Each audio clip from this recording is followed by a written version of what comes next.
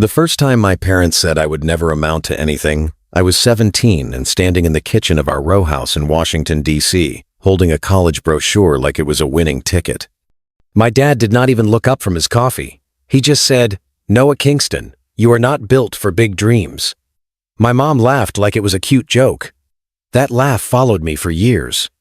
Now, it was New Year's Eve, and I was back in that same house, 3 minutes before midnight, watching my parents reread a document twice because their brains refused to accept what their eyes were seeing. But I am getting ahead of myself. My name is Noah Kingston. I am 31 years old. I work in cybersecurity for a small firm near Farragut Square. Most people think I just fix computers and reset passwords. I let them think that. Quiet life. Quiet wins. My parents are Gordon and Elise Kingston. Gordon is a project manager for a construction company that works around the city. Elise sells real estate, and she can smile at you while cutting you down in the same breath. My younger sister, Paige Kingston, is 27. She is the golden child, the one my parents praise even when she makes a mess. If you had met us at a holiday party, you would think we were normal. Gordon telling loud stories, Elise offering too much food, Paige showing off a new dress, and me, standing near the edge, being the practical one. That is the story they like to tell. The real story started in December, when an email hit my inbox with no subject line. It came from an address I did not recognize. The message was short. Noah, check your credit report again. Look at the loan from Capital District Bank. It is not yours. I am sorry. Then there was an attachment, a blurry scan of a signature page. My name was there, written in a shaky version of my handwriting. Under it, a date from years ago, when I was 19. I stared at that file until my eyes burned. I had known something was wrong for a long time. When I was 22, a debt collector had called me about a credit card I never opened. My parents told me it was probably a mix-up. My dad said, "Stop being dramatic." My mom said, "You always look for problems." And because I wanted peace, I let their words calm me. But the calls kept coming. A car loan, a store card, late fees. I tried to fight it on my own. I filed disputes. I mailed forms. I sat on hold until my ears hurt. Each time I fixed one thing, another thing showed up. I started to wonder if I really was unlucky, like my parents said, like I was the problem. That anonymous email cracked that lie in half. The next morning, I pulled my full credit report again. There it was, like a stain I could not scrub out. A home equity loan from Capital District Bank, opened when I was 19, tied to my parents' address. The balance was huge. The payment history was ugly, and it explained everything. My credit was not cursed, it was being used. I did not call my parents. I did not storm into their house and shout. I did not post anything online. I did what I always do when I am scared. I gathered receipts. I printed the report. I saved the email. I backed up the attachment. I started a folder. Then I called Capital District Bank and asked for copies of any documents connected to the loan. The first person I reached told me they could not help without a court order, so I thanked them politely, hung up, and tried again. On my third call, I reached a supervisor named Marisol Denton. Her voice was tired but firm. "Mr. Kingston," she said, "you are saying this loan is fraud." "Yes," I said, "and I can prove I did not sign it." There was a pause. "Do you have police documentation?" "Not yet," I said. "I am working on it. But I need to know what you have on file." "I can tell you the basics," she said. "Address, phone number, and the branch where it was opened." She gave me the branch, a location on H Street, Northeast. She gave me the date and time. The 14th of March, 2014, 2:47 p.m. That timestamp hit me like a slap. 2:47. Not a soft guess. Not sometime that afternoon. An exact moment. A door in my mind opened and refused to close. I thanked her and wrote it down. Then I requested the account notes. She said she could not release them, but she could preserve them if I filed a report. So I filed a report. That afternoon, I walked into a police station near my office and told an officer named Darius Cole that someone had used my identity. I showed him my report. I showed him the scan. I did not accuse my parents out loud. I did not have to. The address did the talking for me. Officer Cole looked at the papers, then at me. "You want to press this?" he asked. I swallowed. My throat was dry. "I want my name back," I said. He nodded like he understood. "Then we do it right," he said, slow and clean. Bye, bye, bye, bye, bye. Over the next 2 weeks, I lived in two worlds. At work, I smiled and sat through meetings and fixed problems. At night, I turned into my own investigator. I pulled old emails. I looked through bank statements from years ago. I found a transfer labeled "He Loan Deposit" that landed in an account my dad controlled. It was dated one day after the loan opened. The amount matched. I found an old text from my mom to me from that week. It said, "Can you send me a picture of your driver's license? I need it for the insurance quote." I had sent it to her. I had been 19. I had trusted her. I started to feel sick every time I remembered it. Officer Cole requested the bank's security footage from that day. Quick pause. If you are enjoying this story and you understand it so far, please hit like, subscribe, and tell me in the comments where you are watching from tonight. It helps this channel reach more people, and it shows me you are here with me. If you enjoyed this story and you want more real, intense revenge stories like this, please subscribe to my YouTube channel right now. Your support helps me keep making bigger, better, and more interesting content for you. And don't watch alone. Invite a friend, share the video, and tell others to join you in supporting this channel so we can grow together. Now, I want to hear from you too. Write in the comments where you're watching from, your country or your city. I read your comments, and your support truly matters. All right, now let's go back to listening to the beautiful revenge story of our protagonist, Noah Kingston. Now, let me take you back to what I saw next. At first, the bank said they did not keep footage that long. But Officer Cole pushed, and the bank admitted they kept archived footage for certain investigations. A week later, he called me and said, "I have something for you to see." We met in a small room at the station. He set a laptop on the table and clicked play. The video was grainy. The date and time were stamped in the corner. The 14th of March 2014, 2:47 p.m. A woman walked up to the teller window. She wore a tan coat and a scarf. She leaned on the counter and smiled. Even in the bad video, I knew that smile. My mom. Behind her, a man stood with his hands in his pockets, looking around like he owned the place. My dad. My stomach dropped so hard I thought I might throw up. The teller handed them papers. My mom signed. My dad pointed. They looked relaxed, like they were ordering lunch, not stealing my future. I watched the clip twice, then a third time. Not because I doubted it, because my brain needed time to accept that the people who raised me could do that to me. Officer Cole paused the video. "This is pretty clear," he said. "We can move forward." I nodded, but I could not speak. On the drive home, my hands shook on the steering wheel. I did not cry. I felt hollow, like someone scooped out my chest and left a hole. That night, my mom called me. Her name flashed on my screen, cheerful and normal. "Mom." I let it ring. She texted, "Hey, sweetie, New Year's Eve dinner at our place. 7 o'clock. Paige is bringing her boyfriend. Don't be late." I stared at the message. I could have replied with the truth right then. I could have sent the video. I could have burned everything down. Instead, I typed, "Sure. See you then," because I was done letting them control the story. The week before New Year's, Officer Cole told me the case could take time. Charges had to be approved. The bank needed formal requests. My credit would not fix itself overnight. I needed something else, something that would stop my parents from using my name again. So I called a lawyer. Her name was Nia Holloway. She worked 2 blocks from my office in a small firm that handled fraud and civil claims. Nia was direct. She did not talk in circles. She listened, took notes, and then asked me one question that made my skin go cold. "Do your parents still have access to your personal documents?" she asked. I thought about childhood files, old mail, the way my mom used to keep everything in a drawer. "Probably," I said.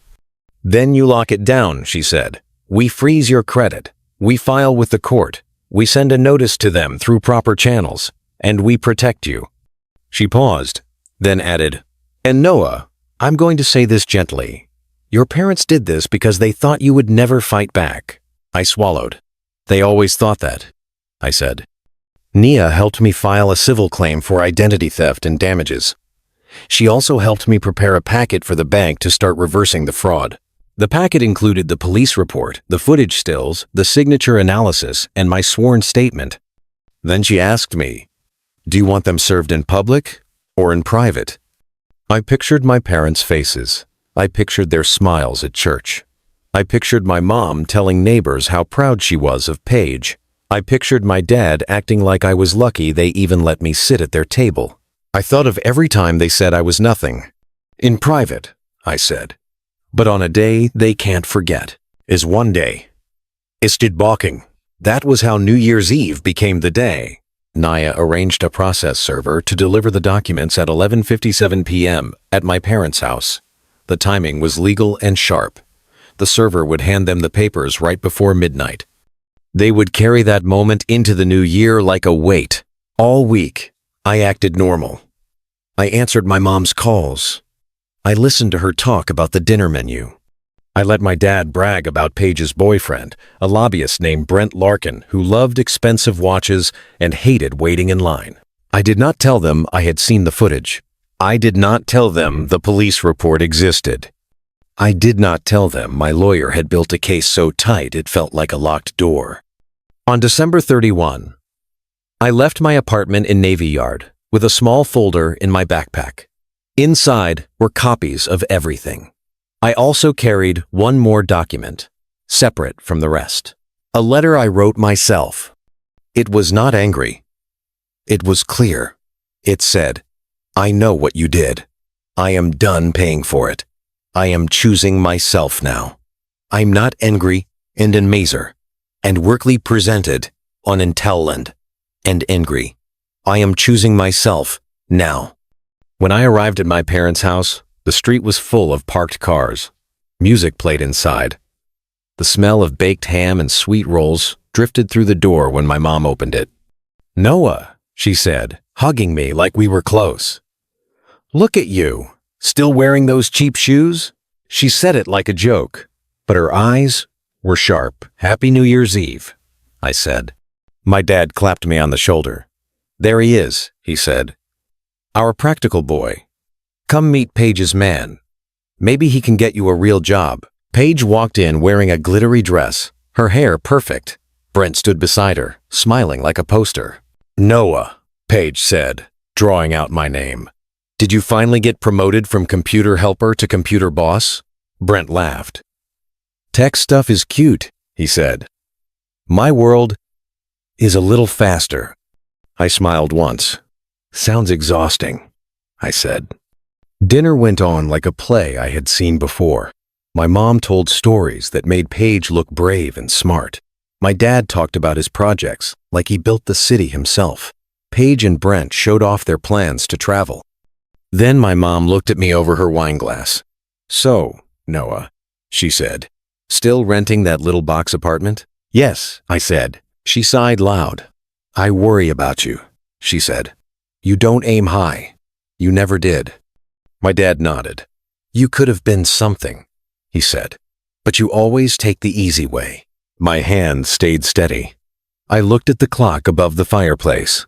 11:48 p.m. 12 minutes. My mom stood to refill her drink. She leaned close and lowered her voice. "After dinner, we need to talk," she said, "about helping with a small financial thing. Family helps family." I nodded like I did not understand. At 11:55 p.m., the doorbell rang. My mom frowned. "Who is that now?" she said. She walked to the door. My dad followed. Paige and Brent leaned in, curious. I stayed seated, my back straight, my heart beating slow and hard. A man in a dark coat stood on the porch holding an envelope. "Elise Kingston?" he asked. "Yes," my mom said, her smile already fading. He handed her the envelope. "You've been served," he said. My dad stepped forward. "Served with what?" he snapped. The man did not argue. "Legal documents," he said. "Have a good night." Then he turned and walked back to his car. My mom stared at the envelope like it was a snake. "This is some mistake," she said. My dad took it from her and ripped it open. He turned the pages with fast, angry fingers. I saw the seal of the Superior Court of the District of Columbia. I saw my name listed as the victim. I saw their names listed as defendants. Exhibit A was a still image from the bank camera, time-stamped 2:47 p.m. My mother's scarf was frozen in that frame, cruelly clear. My father's face was, too. Paige's smile slipped. Brent's eyes narrowed. The first page showed a bold title at the top. My dad's lips moved as he read. Then, he read it again. Slower. At 11:57 p.m., Gordon Kingston looked up at me, and for the first time in my life, he looked scared. Gordon Kingston's eyes flicked from the court seal to my face and back again. The music in the living room kept playing, but in the dining room the air went still. "What is this?" my dad asked. His voice was rough, like he swallowed sand. My mom snatched the packet from his hands. She read the first page, then the second, then the first again. She reread it twice, like the words might change if she stared hard enough. "This is fake," she said. "Some scam." Paige leaned in. Brent leaned in, too, his smile gone. "It's not fake," I said. "It's filed." My mom's head jerked up. "Filed where?" "In D.C. Superior Court," I said. "And the bank confirmed the footage is real." Brent scoffed. "Footage of what?" "You can edit videos. You work with computers." I kept my voice calm. "It's a bank camera," I said. "It has a timestamp. It matches the loan file. It matches the deposit the next day." My dad slapped the packet on the table. "You're accusing us?" he barked. "I'm telling the truth," I said. "You opened a home equity loan in my name when I was 19. The 14th of March, 2014. 2:47 p.m. on H Street. My mom's mouth opened, then shut. Paige blinked fast. "Wait," she said. "A loan in your name?" My dad shot her a look. "Stay out of this." "No," Paige said, voice tighter. "Explain." My mom lifted her chin like she was still in charge. "It was for the house," she said. "We were behind. We had no choice." "You had choices," I said. "You chose to use me." My dad jabbed a finger at me. "You don't know what it's like to carry a family," he said. I almost laughed, but it would have sounded like crying. "You carried it on my back," I said. Brent stepped back, eyes hard. "This is identity theft," he said, like he was tasting the words. My mom waved at him. "Don't start," she snapped. "You're not part of this." Brent frowned. "If you two committed fraud, I am part of this," he said. "Paige is part of this." Paille looked at my parents like strangers. "Did you really do this?" she asked. "To Noah?" My dad's jaw worked. "It's complicated," he said. "It's not," I said. I reached into my backpack and pulled out my folder. "Here are the still images from the footage," I said, sliding them out. "Here is the police report number. Here is the bank's confirmation email. And here is the proposed settlement." My mom grabbed the still image first. Her scarf was frozen in the frame. My dad's face was there too. In the corner, the timestamp glared. 2:47 p.m. My mom stared at it. Then she reread the timestamp. Then She read it again. Paige covered her mouth. "Mom," she whispered. My dad looked at the photo and went stiff. "That's not what it looks like," he said. But his voice had no power. "It looks like you at the bank," I said. "Because it is." My mom threw the paper down. "We were desperate," she hissed. "We were drowning." "And you decided to drown me instead," I said. My dad's face turned red. "You always think you're the victim," he shouted. I leaned forward. "I didn't make that loan," I said. "You did." My mom's eyes flashed with anger and fear. "Do you know what you are doing?" she said. "If people find out, we'll be ruined." I nodded once. "That's why I didn't yell," I said. "That's why I didn't post. I filed. Quiet and clean." My dad read the settlement page, lips moving. He hit the title, "Proposed Settlement and Consent Judgment," and stopped. He read it once. Then he read it again, slower. Paige reached for the page and read over his shoulder. Her voice broke. "It says you have to repay," she said. "And you have to sign a sworn statement." Brent muttered. "An affidavit. Like it was poison." My mom shook her head hard. "No," she said. "We are not signing anything. You can refuse," I said. "Then we go to court." My dad slammed his hand down. "You came here to humiliate us on New Year's Eve," he snarled. The word humiliate landed like a bad joke. They had humiliated me for years and called it truth. "I came here because you invited me," I said, "and because I wanted you to hear it from me. But yes, it's New Year's Eve. You'll remember this night." I glanced at the clock. 11:58 p.m. My mom's voice softened fast, like a mask sliding on. "Noah," she said, "please, we can talk. We can fix it. You don't have to do this." The softness used to pull me back. It used to make me doubt myself. "Talking didn't stop the debt collectors," I said. "Talking didn't stop you from lying. Proof did." The TV in the living room switched to a countdown. Someone shouted, 10 seconds. My dad's shoulders rose and fell. He was breathing like he had been running. "Call it off," he said, almost pleading. "I can't," I said. "And?" "I won't." 5, the TV yelled. My mom reached for my arm, her nails pressed into my sleeve.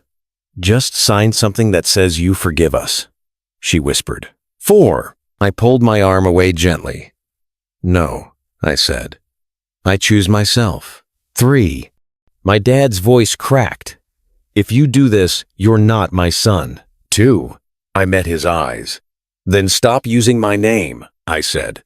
1, Happy New Year. The living room exploded. Fireworks popped outside. Glasses clinked. People hugged. In our dining room, my parents held court papers like they were holding a mirror they never wanted to see. For a moment, my mom tried to act like the papers did not exist. She slid them under a napkin, like she could hide a court case, the same way she hid my mail when I was younger. "Go back out there," she whispered to my dad. "Smile. We'll deal with this later." My dad's eyes were wild. "Later?" he snapped. "He's trying to destroy us now." He turned to me. "Get out," he said. "Right now." I stayed seated. "No," I said. "You don't get to throw me out to protect yourself.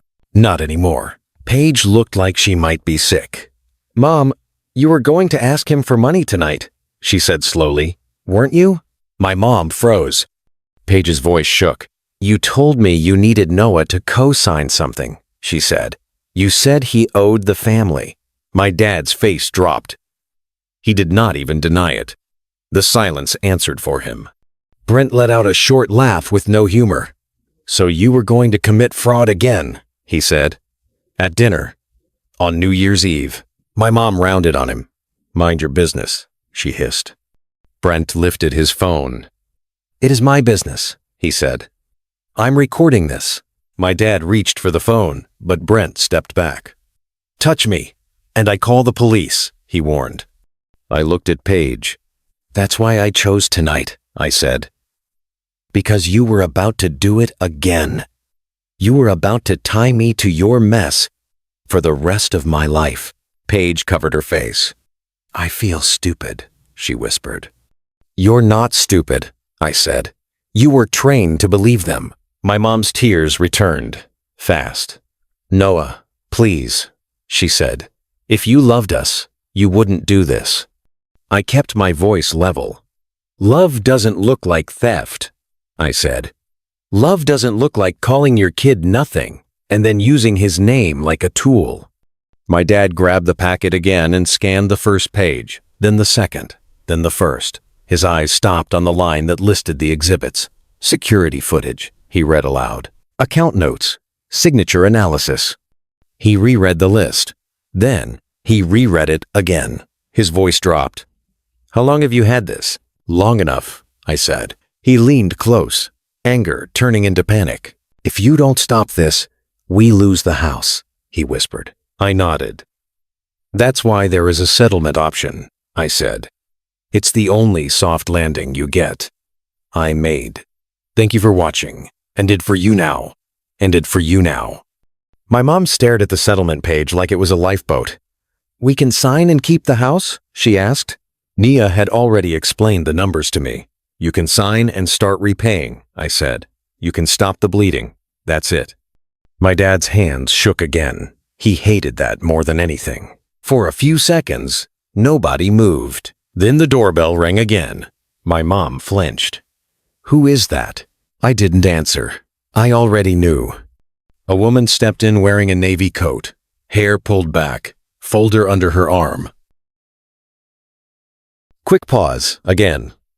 If you're enjoying this story and you understand what's happening, please hit like, subscribe, and tell me in the comments where you're watching from.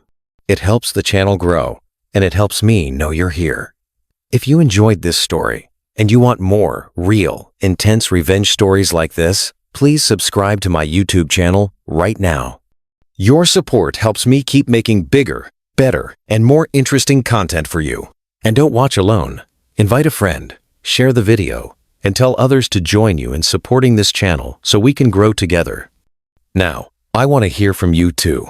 Write in the comments where you're watching from, your country, or your city. I read your comments, and your support truly matters.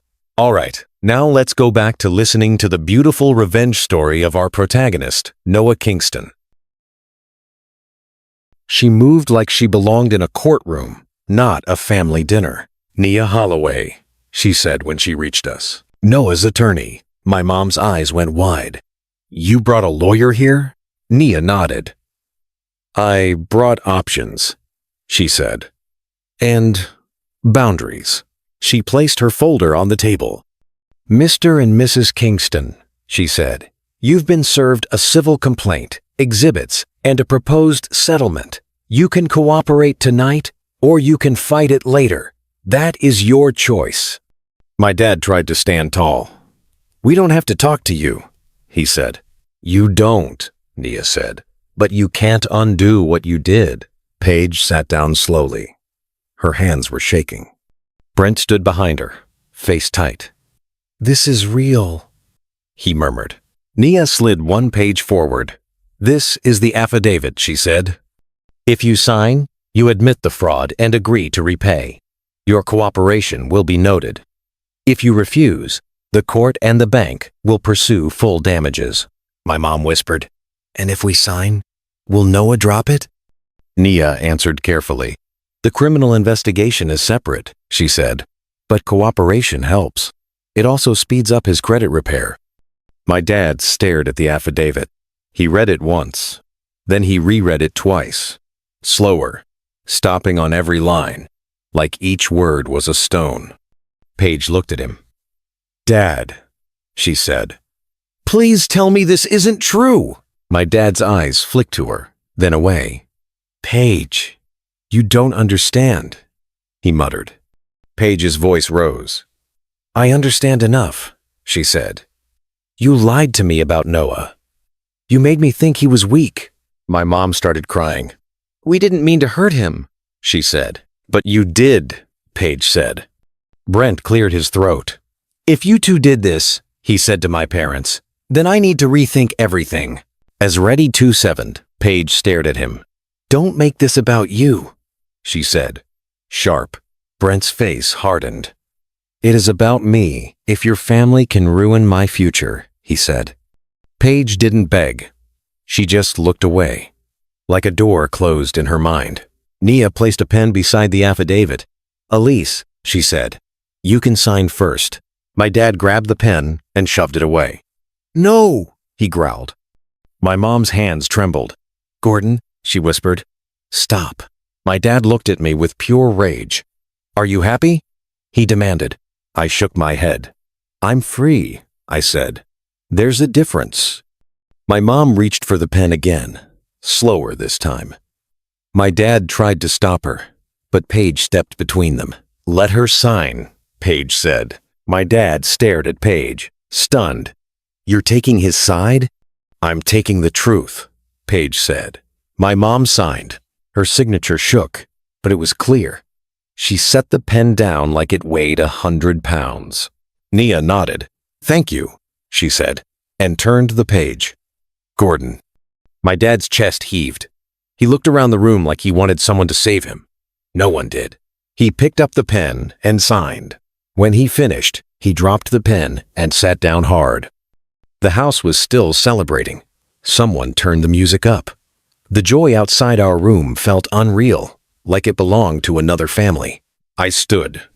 I'm leaving, I said. My mom reached for my hand. Noah, please, she said. We are still your parents. I pulled my hand back gently. Parents protect, I said. You used me, my dad muttered. You'll regret this. I looked at him. I regret staying quiet for years, I said. Not this. Paige's eyes were wet. Noah, she said. I didn't know. I'm sorry. I nodded once. I believe you, I said. Now decide who you want to be. Nia closed her folder. We're done here, she said. We walked out into the cold DC night. Fireworks flashed above the rooftops. The air smelled like smoke and winter. At my car, Nia said, you did everything right. You used proof. You stayed calm. Mayen. I don't feel calm, I admitted. You don't have to feel calm, she said. You just have to keep moving. I drove home past streets glowing with holiday lights. My phone buzzed once with an email from the unknown address that warned me in December. This time it had one line. I'm sorry I waited. I saw your parents at the bank. I should have spoken sooner. No name, no face, just a last push toward truth. In the days after New Year's, my parents tried to control the story again. My mom called relatives and cried. My dad called me ungrateful. Some people believed them, until they asked for proof. I sent one still image. The timestamp did the rest. I also locked down every account I owned. New passwords, new two-step codes, new banking alerts. It felt small, but each click was a door I finally closed behind me forever. The bank worked with Nia to remove the fraud accounts from my credit. It took time, but the numbers began to heal. A judge ordered repayment, and my parents had to follow it. They also had to sit in mediation and hear my words without talking over me. I did not scream. I did not insult them. I just told the truth, how their choices blocked my life, how their words made me doubt myself, and how I would never carry their shame again. By spring, I bought a small condo of my own in Washington, D.C. Nothing fancy, just mine. The day I got the keys, I thought of my dad's voice at 17, telling me I would never amount to anything. He was wrong. He learned it on New Year's Eve, when he reread the document twice and finally understood that I was not the weak one. And that is how I started my new year, not with fireworks, but with proof. Thank you so much for being here and supporting me. I truly appreciate every like, every comment, and every subscribe. It means more than you know, and it motivates me to keep bringing you stronger, more emotional, and more satisfying stories. If you already subscribed, thank you from the bottom of my heart. Please keep taking an interest in the channel, keep coming back, and keep sharing your thoughts with me in the comments. And if you're watching this channel for the first time, welcome. Don't forget to subscribe so you don't miss what comes next. Also, make sure you check out a new video on the channel right now. There are more powerful stories waiting for you. Goodbye.